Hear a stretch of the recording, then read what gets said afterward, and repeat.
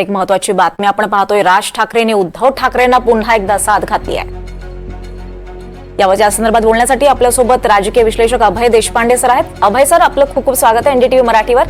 Sir, अतिशय मोठी अशी बातमी आहे, राज ठाकरेंनी उद्धव ठाकरेंना साथ घातली, तुम्ही कसं पाहता याकडे?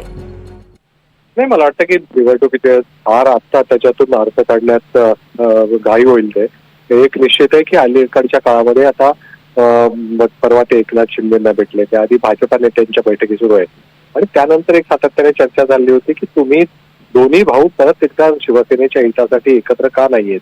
तर त्या संदर्भात त्यांनी आपली एक भूमिका म्हणजे इन्क्लिनेशन जरी दिलं असलं तरी ही कठीण वाटतंय, कारण ज्या राजकीय वारसदारीच्या भांडणावरून हे सगळं विभक्त झालेलं कुटुंब आहे, तो वारसदारीचा भाग तसाच असताना तो कायम ठेवून पुढे एकत्र येतील याची शक्यता फार कमी आहे। कारण व्यक्तिगत पातळीवर संबंध कसेही असले तरी राजकीय दृष्ट्या परत एकत्र येणं हे एवढं सोपं असणार नाही।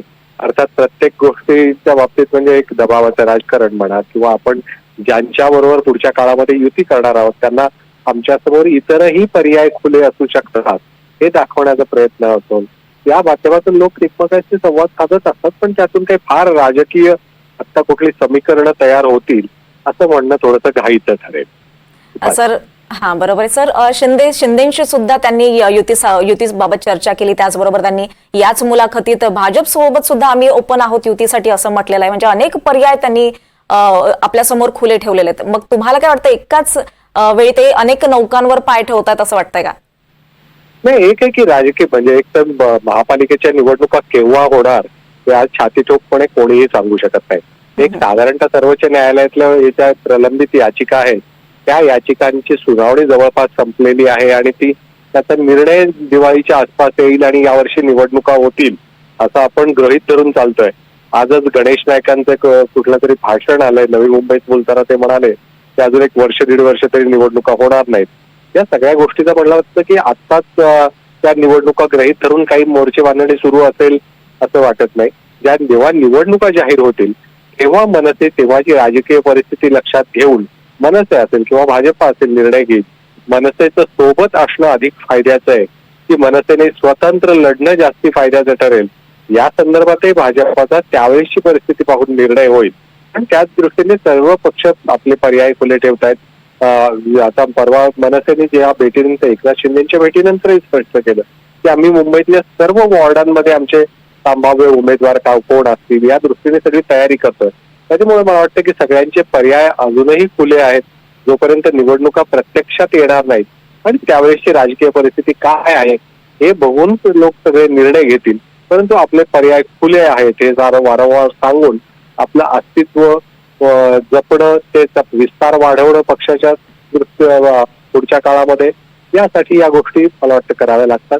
कारण आता जर समजा त्यांनी युती होणार असं जाहीर केलं तर जिथे भाजपाचे किंवा शिंदेच्या शिवसेनेचे विद्यमान नगरसेवक आहेत त्या जागा मनसेला मिळतील का त्याच्याबद्दलचा संभ्रम होऊन तिथल्या केडरमध्ये अकारण अस्वस्थता निर्माण होते।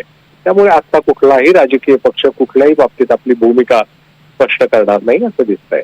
दीपाली, नक्कीच सर, राज ठाकरेंनी हे स्टेटमेंट करून एकाच वेळी शिंदे आणि भाजपवर दबावाची रणनीती केली असं तुम्हाला वाटतंय काय? नाही, एक तर निश्चितपणे त्या वक्तव्याचं मी अजून ते वक्तव्य ऐकलेलं नाही, पण एक्झॅक्ट त्यांच्या म्हणण्याचा अर्थ काय आहे, तो तसाच छापून आलाय का, त्यांना तेच अभिप्रेत आहे का हे बघावं लागेल। कारण केवळ एका वाक्यावरनं त्या पक्षाची भूमिका किंवा तेव्हा त्यांची राजकीय भूमिका स्पष्ट होईल असं मानता येत नाही। एक आहे की लग्न समारंभ असतील, कौटुंबिक कार्यक्रम असतील, त्या कार्यक्रमामध्ये पूर्वी एकमेकांना टाळण्याचे प्रयत्न व्हायचे, तसं अलीकडच्या काळात ते टाळण्याचे प्रयत्न होत नाहीत, ते एकमेकांना भेटतायत। मला वाटतं हे सुद्धा एक मोठं पाऊल आहे, परंतु त्याच्यातून राजकीय आडाखे बांधणं हे थोडं आता तरी निश्चितपणे घाईचं वाटतंय। सर, तुम्हाला पुन्हा एकदा आम्ही हा बाईट ऐकवतो आणि पुन्हा या प्रश्नाकडे आपण येऊयात।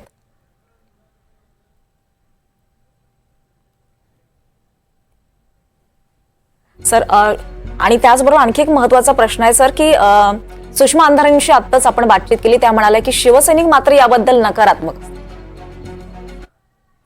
आपण तो बाईट ऐकूयात सर आणि पुन्हा त्या प्रश्नाकडे येऊयात। मोठ्या गोष्टीसाठी मला असं वाटतं आमच्यातले वाद, आमच्यातली भांडणं, आमच्यातल्या गोष्टी या किरकोळ आहेत। महाराष्ट्र खूप मोठा आहे हो, कळलं का? या महाराष्ट्राच्या अस्तित्वासाठी, मराठी माणसाच्या अस्तित्वासाठी ही भांडणं आणि हे वाद आणि या सगळ्या गोष्टी अत्यंत क्षुल्लक आहेत, अत्यंत क्षुल्लक आहेत. त्याच्यामुळे एकत्र येणं आणि एकत्र राहणं यात काही मला फार कठीण गोष्ट आहे अशातला मला वाटत नाहीये. परंतु विषय फक्त इच्छेचा आहे. हा एकट्या माझ्या इच्छेचा नाहीये विषय आणि माझ्या काही स्वार्थाचा पण विषय नाहीये. मला असं वाटतं आपण लार्जर पिक्चर बघणं गरजेचं गोष्टीसाठी. मला असं वाटतं आमच्यातले वाद. सर, मग काय वाटतं हे ऐकून की शिंदे आणि भाजपवर दबाव टाकतायत का राज ठाकरे? नाही, दबावाचं राजकारण नाही वाटत. ते आत्ताच्या दृष्टीने माझे सगळे पर्याय खुले आहेत हे सांगणं मला वाटतं की सांगण्याचा तो प्रयत्न आहे. एक लक्षात घ्या, मगाशी मी ज्याचा उल्लेख केला की पूर्वी एकमेकांची भेटही टाळायचे, हे लोक आता एकमेकांना भेटतात. त्याच्यामुळे संवाद सुरू झालेला आहे, ती कटुता राहिलेली नाही. प्रश्न आहे तो राजकीय वारसदारीचा. जेव्हा एकत्र शिवसेना होती, राज ठाकरे शिवसेनेतून बाहेर पडण्यापूर्वीचा काळ म्हणजे बाळासाहेब हयात असतानाच्या काळात जर आपण बघितलं तर राज ठाकरे यांनी अनेकदा त्याचा उल्लेख केला की जिथे शिवसेनेचा विस्तार झालेला नाही असा भाग मला द्या, तिथे मी शिवसेना वाढवतो, त्यासाठी मला मोकळीक द्या, ही त्यांची मागणी होती असं ते नेहमी सांगतात. आणि ते पण मला दिलं नाही आणि त्याच्यामुळे सगळे पुढचे वाद तयार झाले. आता जर आजच्या बदललेल्या परिस्थितीमध्ये जर उद्धव ठाकरे काही तडजोडी करायला तयार असतील तर त्या पुढे जाऊ शकेल. कारण राज ठाकरेंचा सुद्धा आता आपण जो बाईट ऐकला त्याच्यामध्ये पण स्पष्ट केलंय त्यांनी की फक्त माझी इच्छा असून उपयोग नाही आहे, समोर ज्यांची इच्छा आहे का, हाच शब्द त्यांनी मागच्या वेळेस काय मारलं होतं, एका हाताने टाळी वाजत नाही म्हणून. म्हणजे साधारणतः सूर तोच आहे. म्हणजे स्थिती फक्त शिवसेनेची जी स्थिती आहे उद्धव ठाकरेंच्या त्या स्थितीमध्ये मागच्या आणि आत्ताच्या खूप फरक पडलेला आहे. आणि आत्ताच्या या बदललेल्या परिस्थितीमध्ये जो पक्ष उद्धव ठाकरे यांना म्हणजे त्यांचं राजकीय अस्तित्वाची लढाई पुढेच्या काळामध्ये आहे, त्या काळातही ते तडजोडीची भूमिका घेणार का, हा मला वाटतं की यातला कळीचा मुद्दा असणार आहे. कारण एक आहे की त्यांनी तडजोड केल्यानंतर त्यांच्या नेतृत्वाला आणखी एक राज ठाकरे यांचं नेतृत्व पुढे आल्यानंतर ते पक्षामध्येच पर्याय होईल का. कारण ज्यावेळेस ही सगळी नेते मंडळी बाहेर पडली त्यावेळेस उद्धव ठाकरे यांचं पक्षातलं नेतृत्व अधिक जोरदारपणे ते प्रस्थापित करता यावं यासाठी त्या लोकांना हळूहळू बाजूला केलं गेलं असा आरोप होता.